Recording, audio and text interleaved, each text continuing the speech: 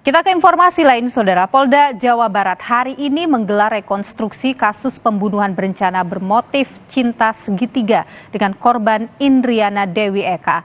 3 tersangka dihadirkan dalam rekonstruksi ini.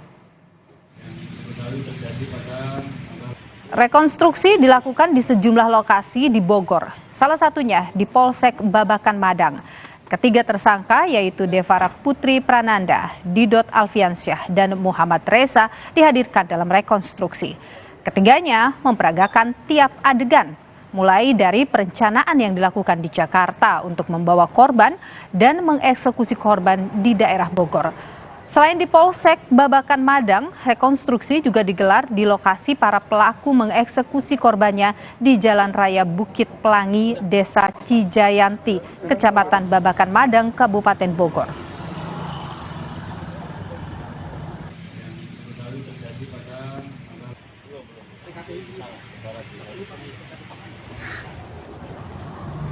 Sementara proses rekonstruksi selanjutnya dilakukan di Polsek Babakan Madang, di mana tiap adegan diperagakan para pelaku saat melakukan perencanaan pembunuhan dan mengeksekusi korbannya di daerah Bogor. Usai melaksanakan rekonstruksi di Polsek Babakan Madang, lokasi rekonstruksi beralih ke tempat di mana pelaku mengeksekusi korbannya di Jalan Raya Bukit Pelangi atau Rainbow Hill, Desa Cijayanti, Kecamatan Babakan Madang.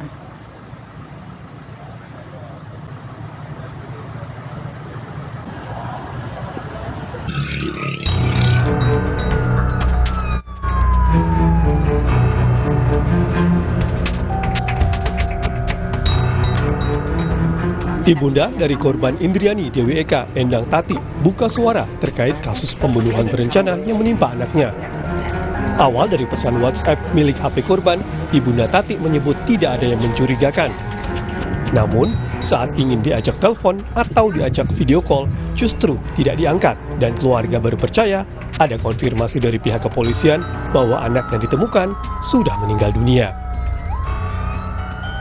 Yaitu dari pagi itu jam 2 siang itu dari kantor kepolisian Jawa Barat ngasih tahu kalau telah menemukan jenazah seorang perempuan tanpa identitas.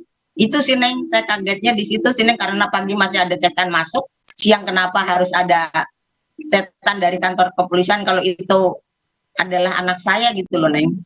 Ibu sempat curiga nggak Bu saat dari hari Selasa Indri tidak pulang sampai hari Senin ada chat terus berlanjut di pesan WhatsApp ini mengabarkan bahwa Indri ini baik-baik saja ada di Bali berlibur dan dalam kondisi sehat. Ini Ibu sempat curiga nggak ada yang terjadi yang sesuatu gitu pada anak Ibu? Tidaknya sih begini sih Neng, karena dia itu nggak mau diajak WhatsAppan, tidak mau diajak video call atau di telepon, dia nggak mau, di situ aja sih Neng kita itu curiganya sih Neng. Kasus cinta segitiga berujung maut menyeret kader dan calon anggota legislatif DPR RI dari Partai Garuda, Devara Putri Prananda. Dari hasil gelar perkara dan olah TKP, polisi memastikan Devara Putri merupakan otak pelaku pembunuhan dari Indriani Dewi Eka. Dan melalui isi pesan singkat HP milik korban menjadi petunjuk awal polisi mengungkap kasus pembunuhan berencana ini. Pak Surawan, benarkah isi pesan singkat inilah yang menjadi petunjuk awal polisi untuk mengungkap kasus ini?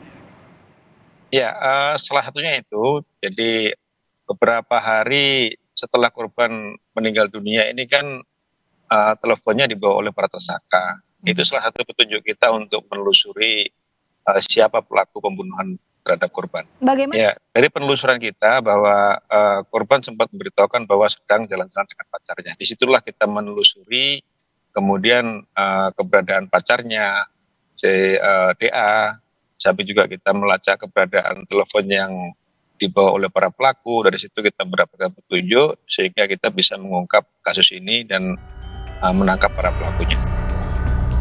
Di kasus pembunuhan berencana berlatar belakang cinta segitiga, polisi sudah menetapkan 3 orang sebagai tersangka.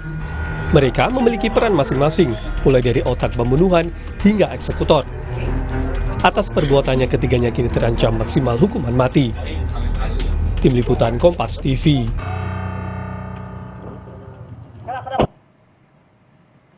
Informasi terkini kita tanyakan Saudara dari proses rekonstruksi langsung ke jurnalis